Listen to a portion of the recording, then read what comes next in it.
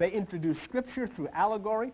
They wrote in parables and an allegory. Galatians 4:24 says the Old Testament is an allegory. Mark 4:34 said Jesus spoke. Without a parable, he didn't say a word. Jesus never spoke except in a parable. And there are people that are taking it literally. Did you ever? And he raised a tremendous clamor among the bishops and the popes and the cardinals and all of that business that were in that first council, because he raised himself from his seat and made the following proclamation. Quote, "Our Gospels are actually the sacred writings of the Essenes." That's what he said. Now, I mean, I'm not here to try to convince anybody. That's irrelevant. I mean, what we're talking about, a man who history declares the father of ecclesiastical history. He stood up in the middle of the Council of Nicaea. It's a historical fact. You can check this for yourself. And said, our Gospels were actually the writings of the Essenes. And Eusebius stated that the following writings of the New Testament were definitely the writings of the Essenes. The four Gospels, Matthew, Mark, Luke, and John, the Acts of the Apostles, and Paul's epistle to the Hebrews, he said, were actually written by the Essenes.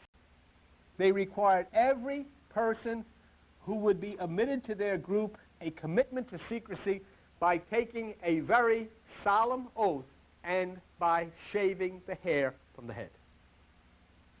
The Essenes. Let's see that.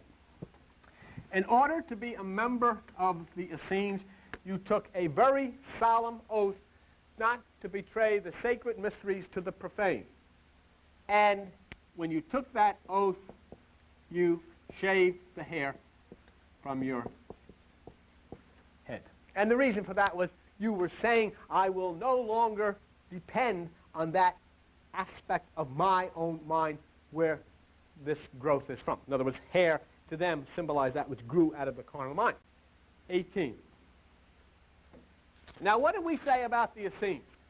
They required a strict oath of secrecy about this mystical things, and then they required you to shave your head as a demonstration that you were one of them and that you would not betray these things to the profane who did not enter within themselves. This is the way the group of the Apostle Paul moved and worked in religious circles, looking all like a Buddhist. Do you honestly think if I had to depend on this for a living, I would choose this subject? No way. I can do it. I can touch people and make them fall down. I can say you're healed. I can lengthen legs and do all. I can do that whole thing. And that's what I'd have to do if I had to depend on it for a living. I don't. And so I don't have to compromise this.